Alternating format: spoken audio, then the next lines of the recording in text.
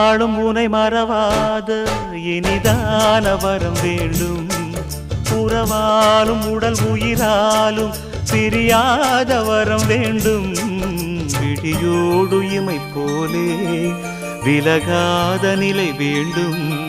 இணையான இளமானே துணையான இளமானே, இணையான இளமானே துணையான இளமானே.